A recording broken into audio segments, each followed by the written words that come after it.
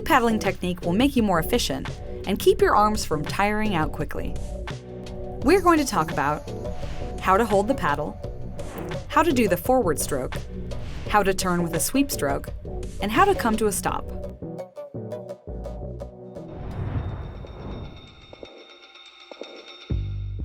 When you're holding the paddle, the long edge of the blade should be on top, and the scooped part, the power face, should face you.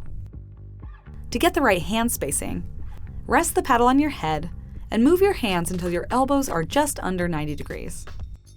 This is a good place to start, and you can vary your hand position throughout the day to work different muscles.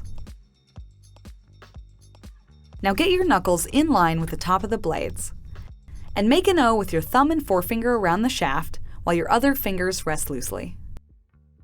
Keeping your grip loose will also let your wrists stay straight, which is easier on your joints.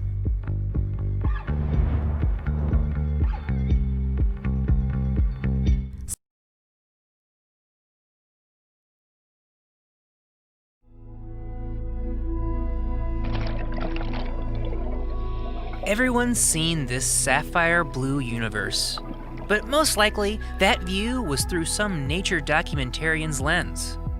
Scuba divers actually explore this place, live in it, breathe in it, for a little while. As a snorkeler, you're a tourist, but as a scuba diver, you're a part-time denizen of the underwater world, a fellow member of a marine metropolis, bustling with fish, turtles, eels, whales, dolphins, and pirate ghosts. It feels a little weird to draw breath below the surface, but learning to scuba is easier than you probably think. And getting PADI certified can take as little time as a couple of weekends. And if you get advanced certification, 9. Volcano surfing. I push off.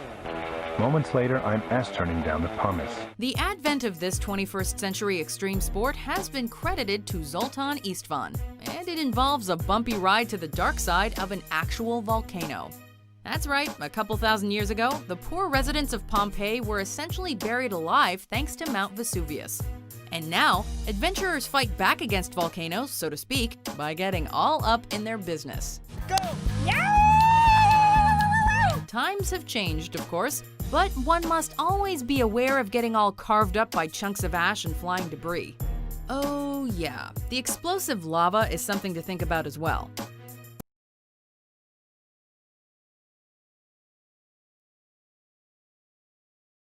Climbing up a frozen waterfall.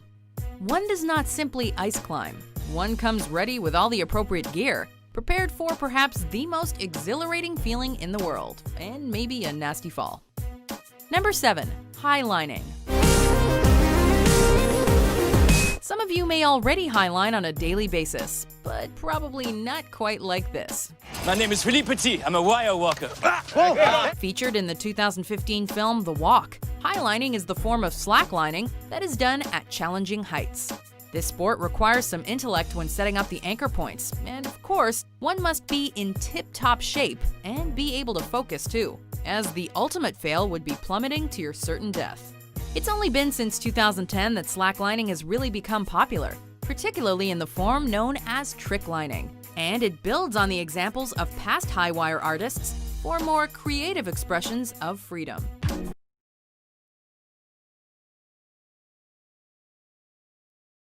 Gotta always jump something. Speaking of ice, the one and only Vanilla Ice once reigned supreme in this extreme sport, as he was reportedly a 3-time Grand National Champion in Dallas. Go Ninja, go Ninja, go! Go Ninja, go Ninja, go! You could say that motocross was the next step up for skaters during the 80s, along with BMX riding.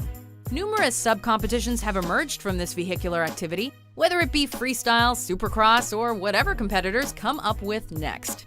Some fly high while others keep it low. But motocross has long been a favorite among your more liberal motorcycle enthusiasts.